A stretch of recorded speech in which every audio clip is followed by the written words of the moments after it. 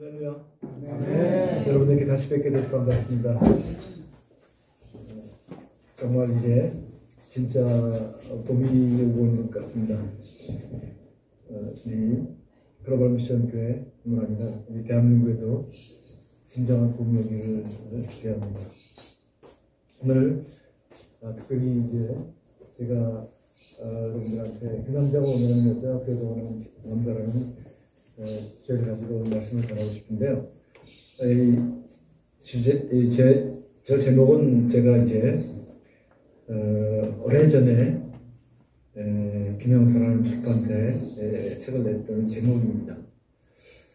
왜 가정에 많은 문제들이 일어나는, 뭐 때문에 문제인가? 그렇게 서로 사랑해서 결혼했는데 왜 그런 갈등이 일어나고 또 끝내 헤어지는 사람들이 많을까? 그 원인, 근본 원인이 뭘까? 이런 것들을 또 우리 보고 그런 어려움을 지났고 또 많은 사람들을 만나고 하는 가운데 가장 기본적인 거 이걸 모르고 있었군요. 오늘 우리 정 목사님이 여러분들에게 공독한 것처럼 하나님은 하나님 형상으로 지으셨지만 남자와 여자를 지으셨는데 남자가 여자가 만나서 사는 건데 그 얼마나 다르게 하나님 다르게 만드셨는지 생각이 비슷하게 생겼지만 정말 다른데 그 차이를 모르고 살고 있구나. 그것 때문에 부딪히는 걸 모르고 그렇게 갈등하고 심지어는 그 갈등이 더 증폭돼서 뭐 폭력이든지 왜든지 많은 그런 사건들을 일으키거든요. 그 시작은 차이였다. 이걸 우리가 너무 모르고 살았다. 오늘 두 번째 말씀은 그런 말씀을 하셨죠. 남자는 아내를 사랑하고 아내는 남자를 존경하라. 근데 예수님은 뭐라고 말씀하셨냐면 대접받고 싶은 대로 다른 사람을 대접하라고 그랬거든요. 그러면 사랑받고 싶으면 사랑하고 존경받고 싶으면 존경하라고 그러는데 놀랍게도 에베소 5장 33절에서는 남자는 아내를 사랑하고 아내는 남편을 존경하라고 그랬거든요. 왜 이렇게 말씀하셨을까? 여기에 놀라운 비밀들이 숨어 있거든요. 이제 그런 것들을 여러분과 오늘 함께 나눠보고 싶습니다. 제가 보니까 이 결혼에 관련된 그런 잘못된 거짓 신화가 우리를 붙잡고 있었더라고요. 첫 번째 거짓 신화가 뭐냐면 두 사람은 결혼해서 행복하게 오래 살았다. 여러분 이런 얘기 참 많이 들으셨죠? 저 거짓 신화가 어디서 시작된 걸까요? 동화책입니다. 동화책에 보면 마지막에 저 장면이 나오고 저걸로 끝나거든요. 대표적인 게 신데렐라. 그 어려움 속에서 헤어지고 고통을 당하고 그런데 결국은 다 그걸 극복하고 마지막에는 두 사람이 결혼식을 합니다. 그러면서 나오는 이야기가 두 사람은 결혼해서 행복하게 오래 살았습니다. 그래서 한때 대한민국에는 신데렐라 신드롬이라는 말이 있었어요. 그래서 거의 모든 연속극의 주제는 신데렐라 신드롬이었습니다. 회장 아들과 평범한 여직원 사이의 로맨스. 그래서 얼마나 반대가 많았겠어요. 그래서 헤어지고 고난을 당하고 그런데 그걸 두 주인공이 다 극복합니다. 그래서 마지막에 화려한 결혼식으로 끝나요. 그러면 시청자들은 두 사람은 행복하게 오래 살았을 것이다. 근데 여러분 그 주인공이 행복하게 오래 살았을까요? 또 신데렐라는 행복하게 오래 살았을까요? 본 적이 없어요. 아무도. 그 후속 이야기는 모르는 거예요. 저하고 제 아내가 신데렐라가 과연 어떻게 됐을까? 하고 둘이 좀 분석을 해봤어요. 분석을 해본 결과 두 가지 결론을 했어요. 첫 번째 결론은 두 사람은 이혼했을 것이다. 또 하나는 차마 이혼은 못하고 그 당시의 문화나 전통이나 어떤 관념 때문에 이혼을 못하고 신데렐라는 눈물 속에 살았을 것이다. 그 분노를 참고 눈물 속에 살았을 것이다. 그것이 우리 옛날 어머니들의 이야기 아니었습니까? 사회적인 가치 때문에 이혼하지 못하고 눈물 속에 살았던 우리 어머니들.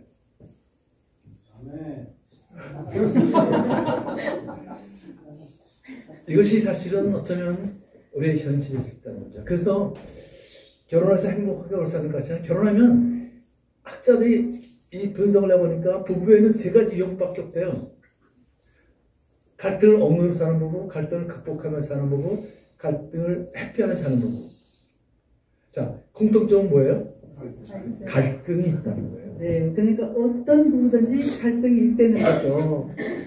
근데 우리가 꼭 기억해야 될 게 의인 만남이 아니고 죄인과 죄인의 만남이기 때문에 어떤 만남이든 반드시 갈등이 있습니다. 네. 흔히들 오늘날 시어머니, 장모가 뭐라 그러냐 하면 신혼부부 내외가 갈등이 생기면 애 생기기 전에 진작에 그만둬라. 그렇게 얘기하잖아. 이거 얼마나 잘못된 겁니까? 너 나처럼 고생하지 말고 빨리 끝내라. 끝내라 이렇게 얘기하죠. 근데 여러분 이거는 사랑이 우리에게 주는 겁니다. 갈등은 갈등 없기를 바라면 갈등 없는 것은 꼭 한 끝밖에 없습니다. 공동묘지 가서는 갈등이 없습니다. 갈등이 있다는 건 살아있는 생명체가 부딪히기 때문에 왜냐하면 죄인과 죄인의 만남이 때 갈등이 꼭 있죠.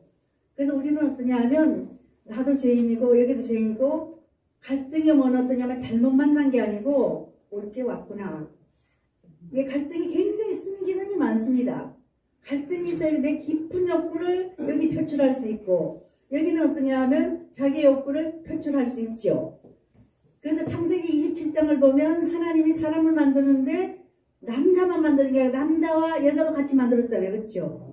그래서 저는 어머니 학교를 하는데 어머니 학교에서 남자 여자 관계를 어떻게 보냐면 평등하다. 남자 여자는 평등해요.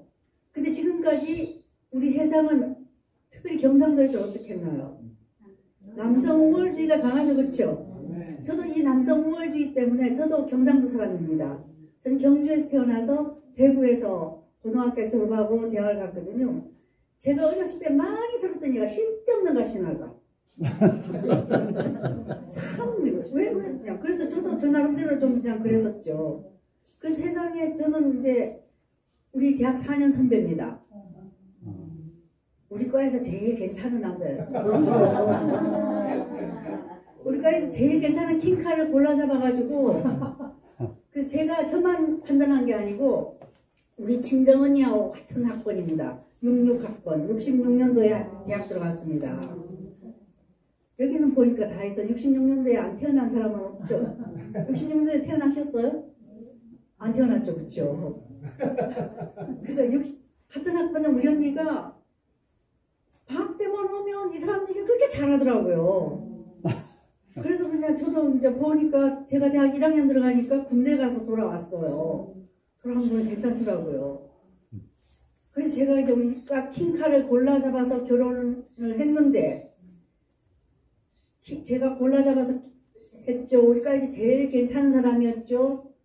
그래서 아주 훌륭한 줄 알았습니다. 그 살아보니까 별로 훌륭한 게 없어. 제가 잊어버릴 수 없는 게 결혼한 지 5년쯤 되어지니까 너 만나서 내 인생이 잘 되는 게 없다. 그리고 밖으로 계속 돌아요. 전 기억이 없습니다. 이런다니까요.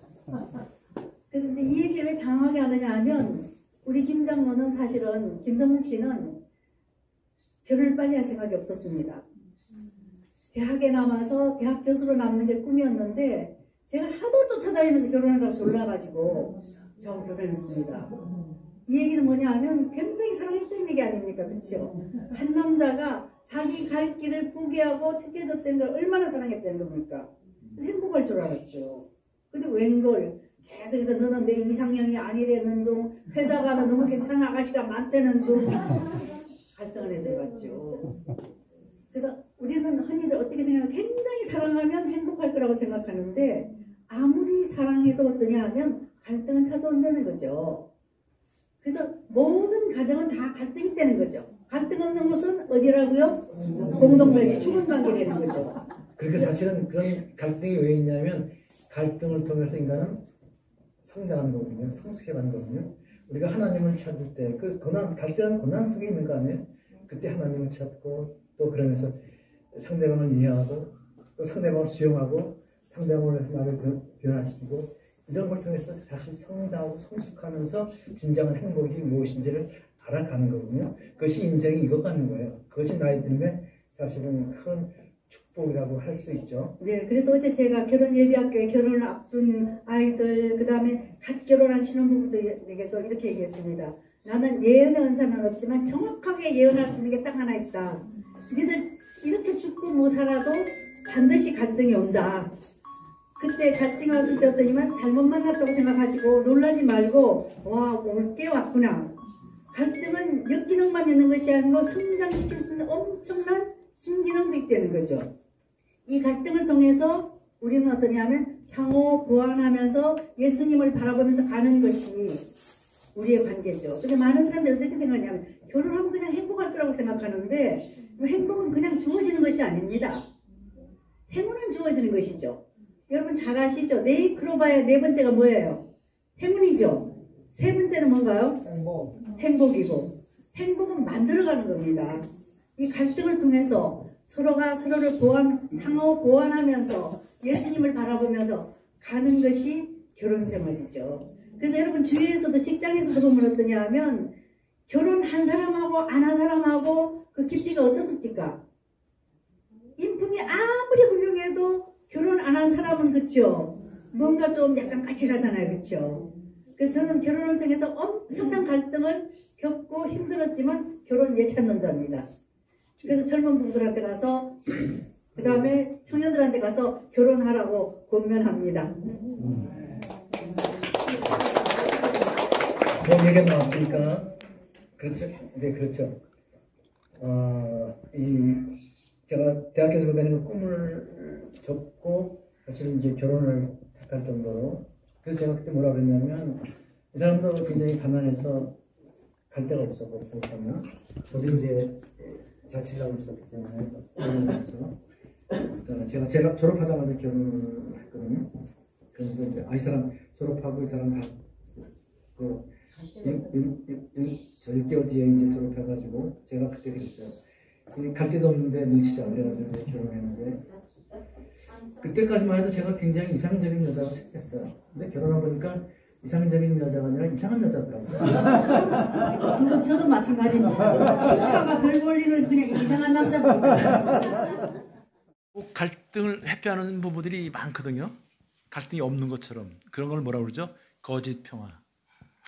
갈등을 피하는 거예요. 그런 사람들이 굉장히 많죠. 그런 걸 또 조금 전문적인 용어로 하면 정서적인 이혼 단계에 있는 사람들 그냥 싸우지 않고 우리는 안 싸운대요. 그러나 거기는 진정한 행복이 없어요.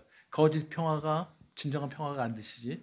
그런 갈등을 없이 사는 부부가 행복한 부부냐? 그것이 아니라 사실은 부부가 다툼이 있더라 할지라도 싸움이 있을지라도 하나로 연합하는 부부. 그래서 연합해서 한 몸이 되는 부부. 그 부부가 함께 성장할 수 있다는 것이죠. 또 하나의 이제 문제는 뭐냐면 많은 사람들이 뭐라고 하냐면 성적 차이 때문에 못 살겠다고 그래요. 이게 거의 이혼 어느 나라든 마찬가지로 이혼 사유 중에 가장 큰 사유가 성격 차이입니다. 그래서 우리나라의 탤런트들이 이제 문제가 생기면 톱 탤런트 누구누구 파경하면 뒤에 한 줄 더 나와요. 뭐라고 나오죠? 네. 돌이킬 수 없는 성격 차이로 반드시 나오는 이 문장입니다. 성격 차이는 돌이킬 수가 없어요. 근데 저게 정말 진실일까요? 저게 새빨간 거짓말이라는 거예요. 결혼 예배학교에서 제가 서울에서 이제 두란노에서 오랫동안 이제 저희 부부가 이제 그걸 맡아서 강의를 했거든요. 그래서 젊은 사람들한테 왜 이 남자를 배우자로 선택했어요? 왜 이 여자를 배우자로 선택했어요? 하고 물어보면 다들 하는 얘기가 뭐냐면 남자들은 거의 대부분 뭐라고 하냐면 여자가 예뻐서요. 여자가 성격이 좋아서요. 이렇게 얘기해요. 또 여자들은 이 남자가 성격이 좋아서요. 그리고 이 남자가 능력이 있어서요. 그러니까 성격을 다 좋대요. 그러고 나서 나중에 이제 끝나고 나서 결혼한 다음에 뭐라고 하냐면 성격이 안 맞는데요. 그래서 힘들다는 거예요. 여러분 다 연애 그것이 거짓이라는 것 제가 금방 밝혀드릴 수 있어요. 자, 연애 결혼하신 분 한번 손 들어보실래요? 자, 연애할 때 여러분 성격이 같으셨어요? 다르셨어요? 같았다 그러죠. 가끔가다 저런 분이 있어요. 네, 다른 분들은 대답도 못해요. 왜 대답 못할까요? 거의 99%가 대답 못합니다. 왜 그럴까요? 생각이 안 나거든요. 그게 정답이에요. 생각이 안 나요. 근데 지금은 어때요? 지금은 어때요? 다르죠? 여러분 성격이 지금 다른데 어떻게 연애할 때 같겠어요? 같았다는 얘기는 같은 거예요. 참 신비한 건요. 이 버지니아 사티라는 분이 아주 유명한 얘기인데 그분이 이제 얘기한 것 중에 제가 가장 인상적인 게 뭐냐면 그분이 이제 가족 치료의 어머니라고 불리는 분인데요. 가족 치료를 통해서 나는 세계를 바꿀 수 있다. 세계를 치료할 수 있다고 나는 믿는다. 가족이 치료가 되면 세계를 치료할 수 있다.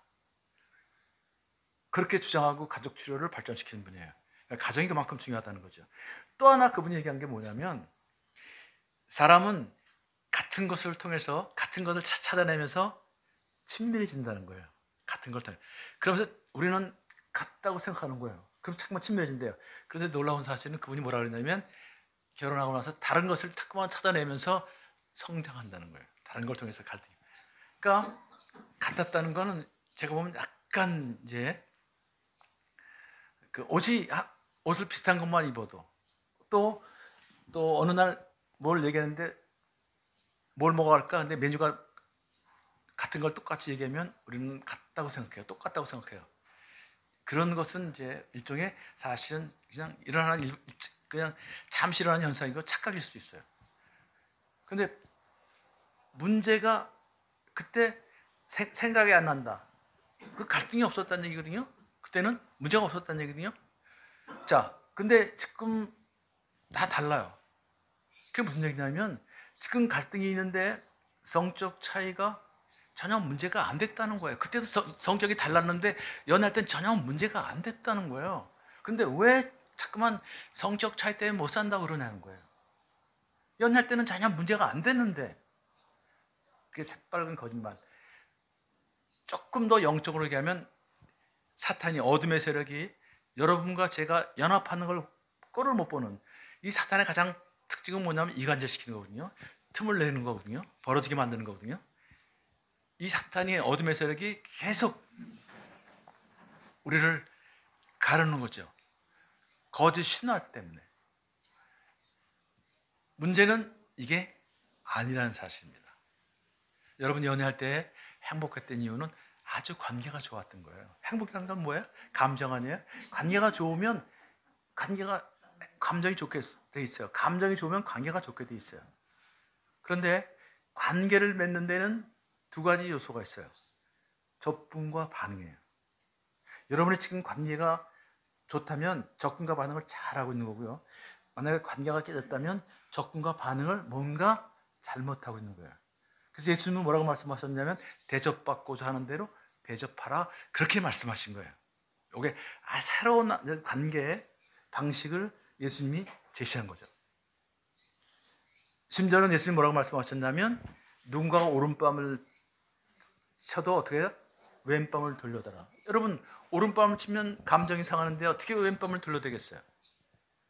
근데 새로운 관계 방식, 은혜 시대의 새로운 관계 방식을 제시한 거예요. 여러분 결국은 모든 것이 관계에서 일어나는 문제거든요. 행복도 관계에서 일어나는 거고 슬픔도 갈등도 다 관계에서 일어나는 거거든요. 하나님은 인간을 관계 속에 사는 존재, 하나님도 관계에서 존재하셨는 거예요. 우리 사회도 그렇지 않습니까? 다 갈등이 뭐예요? 다 관계에서 일어나는 갈등 아니에요? 그러니까 이 관계는 접근과 반응을 이루어준다. 연애할 때 성격이 그렇게 달랐음에도 행복했던 이유는 뭐냐면 접근과 반응을 아주 잘했다는 거. 상대방의 감정을 상하게 하지 않았다는 거. 감정을 상하면 어떻게 해요? 다시 여기서 아까 내가 얘기한 게 자기한테 좀 자기를 힘들게 만들나 보다. 사실은 그게 아니고 이런 뜻이었어. 아까 미안해. 그리고 어떻게 해요? 관계 방식을 빨리 바꾸는 거예요. 빨리 수리하는 거예요. 그런 것이 가능했기 때문에 여러분 연애할 때는 다 그걸 극복하고 그렇게 행복할 수 있었다는 거죠. 그런데 결혼하면서 이제 자꾸만 이제 문제가 생겨요. 이 관계 방식에 문제가 생기는데 가장 결정적인 건 뭐냐면 이제 남자 여자 차이가 있다는 거죠. 자 보세요. 이 영상 한번 틀어줄까요? 아이고 예뻐서 좋지. 그럼 안 예쁘면 나 안 좋아하겠네. 난 어디가 좋냐고. 어떻게 설명? 아이고 귀엽잖아. 그럼 안 귀여우면 나 안 좋아하겠네. 아 여보 착하잖아. 그럼 안 착하면 나 안 좋아하겠네. 아니 여보 날씬하잖아. 그럼 뚱뚱해지면 나 안 좋아하겠네. 가자. 아니 나 어디가 좋냐고.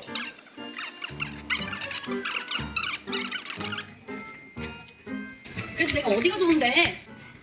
그럼 여보는 나 어디가 좋은데? 여보 잘생겨서 좋지. 나 못생겨지면 어떡할 건데? 어? 나 못생겨지면 안 좋아할 거지? 아니 여보 못생겨질 수가 없지. 여보가 어떤 모습이어도 내 눈에 제일 멋있는데.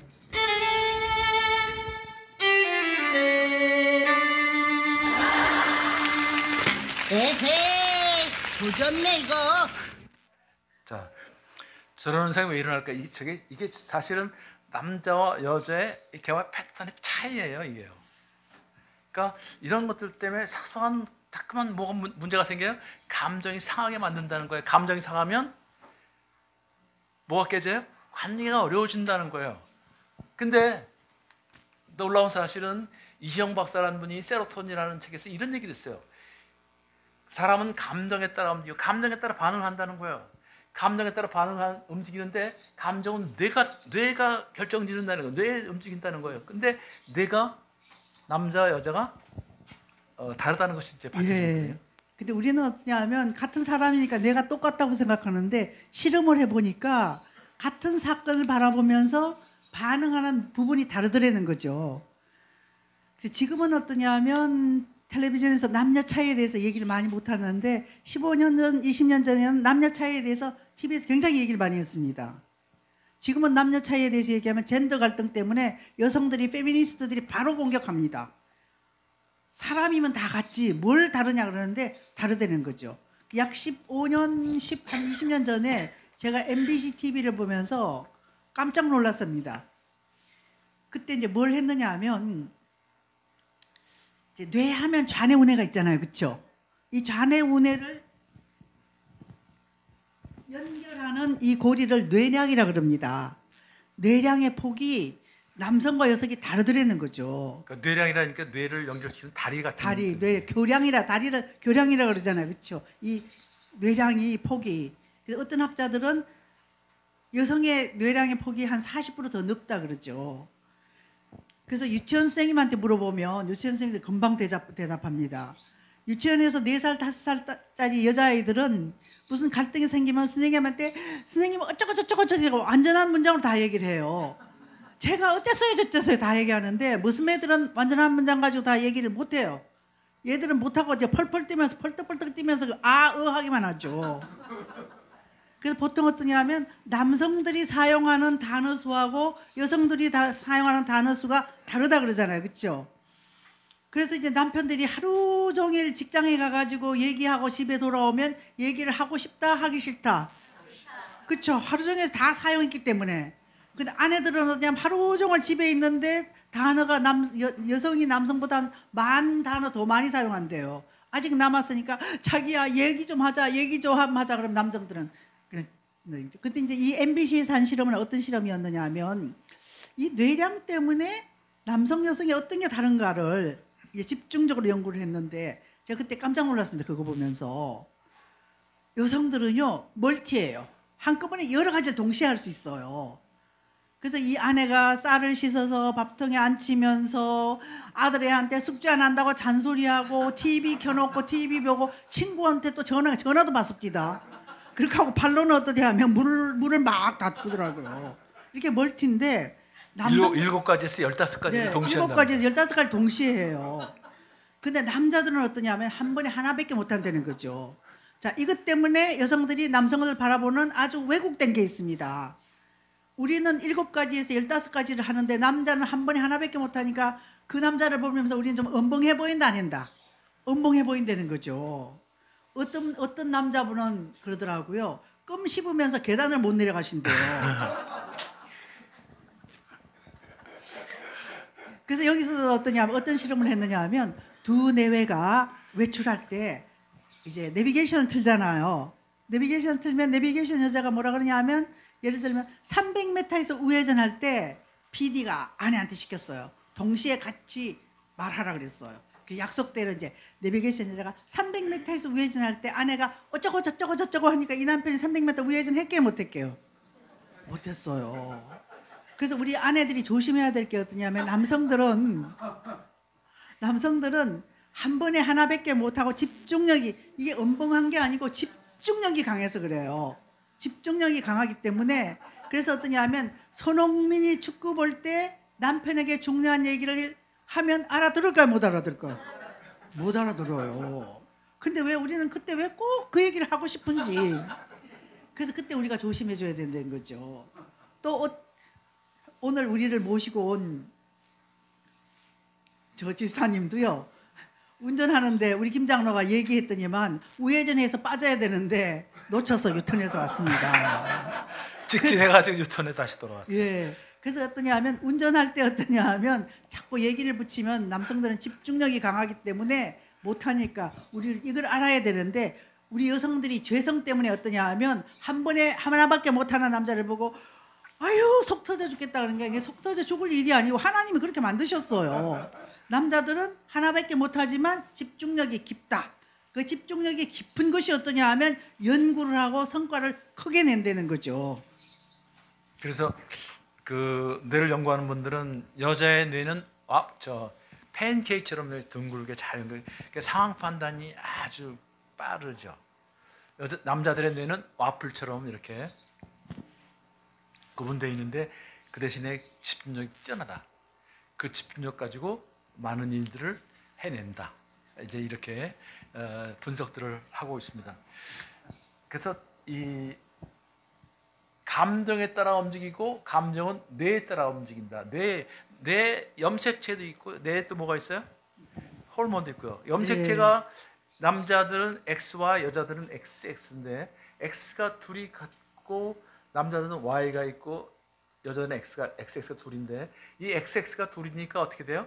하나가 조금 이상해도 하나가 잘 보완해서 치유를 할 수 있는 거예요. 근데 Y니까 이게 다르니까 보완이 안 돼요.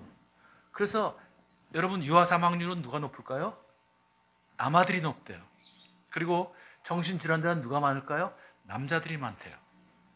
심지어는 생명이라는 거 옛날에 우리가 생명 학교 다닐 때 생명 검사 많이 했죠. 생명은 여자들은 생명이 없대요. 남자들이 생명이 있대요. 그리고 남자가 오래 살까요? 여자가 오래 살까요? 여자가 오래 산대요. 이게 염색체 가지고 밝혀진 비밀들입니다. 네, 근데 이제 우리가 생물 시간에 남자는 XY 염색체고 여자는 XX 염색체 배우셨죠, 그렇죠? 그러면 이제 XX 하나는 같잖아요. 근데 놀랍게도 어떠냐면 요새 의학자들이 연구한 결과에 의하면 요거 XX 같은 염색체조차도 어떠냐면 다르다는 거죠. 99%밖에 안 같대요, 남자 여자가. 1%만 다르죠. 조금 다르죠, 그렇죠? 그러면 침팬지하고 사람은 얼마나 다를까요? 침팬지 그러니까 1%가 남자와 여자의 X 염색체 1%가 다른데 침팬지 X 염색체하고 사람의 X 염색체는 1.2%만 같대요. 그래서 우리가 잘못해서 남편한테 계속해서 긁으면 우리 남편을 침팬지 만드는 수가 있습니다. 0.2%가 하나는 침팬지가 되고 사람이 될 만큼 그 1% 차이가 이렇게 큰 차이를 가져온다는 거. 그러니까 그 1.2% 그러니까 침팬지하고 사람하고 1.2% 차이가 이제 있다는 거죠. 그러니까 엑섬스체 그러니까 그 차이가 엄청난 차이죠. 1%라는 차이가 남자 여자 차이가 그런 거 그만큼 남자와 여자가 다르다. 우리가 이걸 좀 이해를 하셔야 합니다. 근데 문제는 뭐냐면 우리가 어떤 관계 방식으로 갈 것인가. 근데 연애할 때 여러분들이 참 행복했던 이유는 뭐냐면 요 아주 관계 방식을 잘 가져갔거든요. 제가 오늘 여러분들한테 또 새로운 개념, 잘 아는 개념 하나를 좀 말씀드리고 싶은데요. 우리가 배려라는 개념을 여러분한테 좀 말씀을 드리고 싶어요. 교회 다니는 분들은 배려라는 단어를 잘 쓰세요? 잘 안 쓰세요? 거의 안 쓰죠. 그 중요한 단어를 왜 안 쓸까? 어느 날 제가 왜 목사님들은 배려라는 말을 안 할까? 사랑이라는 말은 참 많이 했는데 왜 배려라는 말을 안 할까? 그래서 제가 그 AI 챗 GPT에다가 물어봤어요. 배려라는 말이 그렇게 중요한데, 여러분 인간은 관계 속에서 사는 존재인데 관계를 연결시키는 끈이 뭘까요? 배려입니다. 배려가 없으면 관계는 끊어지게 돼 있어요. 가족, 이 공동체도 배려를 통해서 사실은 이루어지는 거예요. 나라도 마찬가지고요, 정치도 마찬가지고요, 다 모든 법도 마찬가지고요, 다 배려의 원칙을 얘기하는 거예요. 배려라는 게 그만큼 중요한 것입니다. 우리가 예를 들어서 초보 운전, 그게 무슨 얘기예요? 뒤에 초보 운전이라고 붙이고 다니죠? 무슨 얘기예요? 내가 지금 운전한 지 얼마 안 돼서 나를 좀 배려해달라는 얘기 아니에요? 배려라는 게 그만큼 공동체를 제일 중요한 거예요. 우리가 그런 예를 들어서 골목길에서 차가 나올 때, 빠져나올 때, 나오는데 차들이 가요. 그러면 그 사람이 서 있는데 우리가 지나가다 어떻게 해야 돼요? 그 사람이 나올 수 있도록 어떻게 해요? 배려를 해줘야지. 양보라고 배려를 해줘야 될 거 아니에요. 그게 건강한 시민입니다. 그런데 배려 안 하고 그냥 계속 달려보세요. 사회가 왜 이럴까? 이제 그래서 배려하는 것이 상당히 중요한데, 여러분 연애할 때 처음에 여러분 뭘 잘했을까요? 배려를 참 잘한 거예요.